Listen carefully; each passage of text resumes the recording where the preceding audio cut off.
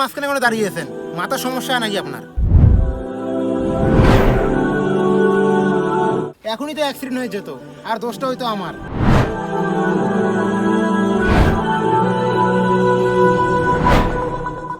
আরে আজব তো, আপনি এখনো দাঁড়িয়েছেন, সরেন। সরি। নাম কি? এভাবে একা রাস্তায় দাঁড়িয়ে আছো কেন? কোনো সমস্যা? আচ্ছা, আপনি কোন দিকে যাচ্ছেন? জানি না। কেন? না, এমনি। আপনি কোথায় যাচ্ছেন? শিলিগুড়ি।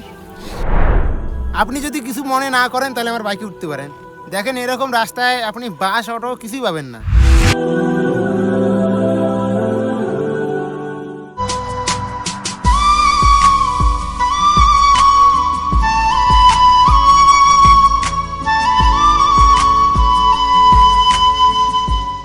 আপনাকে ধন্যবাদ জানিয়ে আমি ছোট করব না। সত্যি আপনি খুব উপকার করলেন আমার। আরে কোনো ব্যাপার না। আপনি কোথায় যাবেন? আরে এদিকে একটা আমার ফ্রেন্ড আসবে, তো আপনি তাহলে এখন যান। ওকে।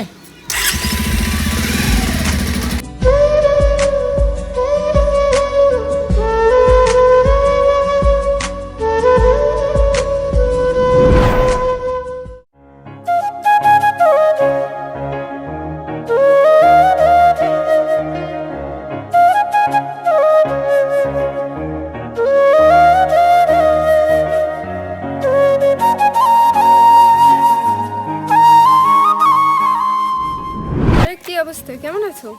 এই তো, তুমি কেমন আছো? এই তো ভালো। আচ্ছা, তুমি কিন্তু আগে থেকে মোটা হয়ে গেছো। না, একদমই না। চলো তাহলে একটু ক্যাফে গিয়ে বসি। না, ক্যাফে না, এখানেই সময়টা কাটাই। আচ্ছা, তোমার যেটা ইচ্ছে সেটাই হবে। আমার ইচ্ছে কেন? তোমার কোনো ইচ্ছে নেই? আছে তো।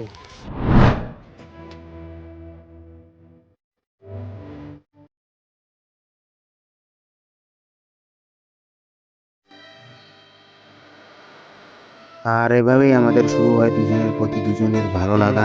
তারপরে এই ভালো লাগাই কখন জানি ভালোবাসায় পরিণত হয়ে যায়। তারপর কেটে যায় কয়েকটি মাস।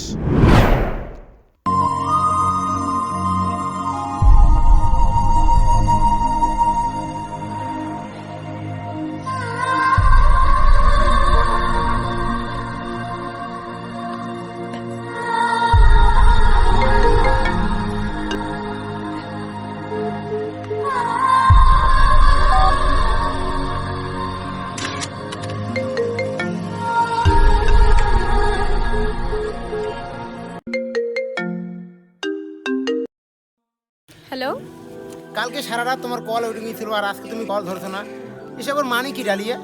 তোমাকে বললাম না আমি মামা বাড়িতে আসছি, আর এখানে নেটওয়ার্ক খুব সমস্যা। তোমার আশেপাশে কেউ আছে? হ্যাঁ, মামি। কোথায় আছো তুমি? আমি বাড়িতে ছাড়া কোথায় থাকবো? আমি আমার পাশেই আছে, কথা বলতে পারবো না। একটু বেরোতে পারবে আজকে? আরে না, বললাম তো মামি আছে, কি করে বেরোবো আমি?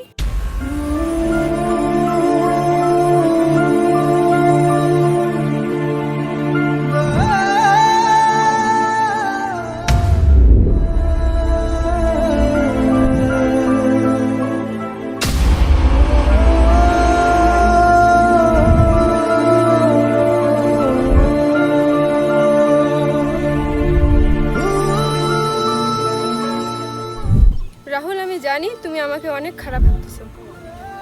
ও আচ্ছা, তোমার কি মনে হচ্ছে তোমাকে কি ভাবা উচিত? কি হলো, এখন কথা বলতেছে না কেন? ও আচ্ছা, তোমার পাশে তোমার মামি না? কোথায় তোমার মামি? আন্টি আপনি কোথায়?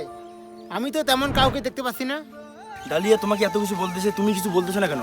ও কি বলবে? কি বলবে ও? ডালিয়া তুমি আমার সাথে চলো তো। আমি জানি ও তোমাকে ভুলভাল বুঝিয়েছে। তুমি ডিসাইড করো, তুমি ওর সাথে যাবে না আমার সাথে যাবে। আমি জানি তুমি আমার সাথে যাবে।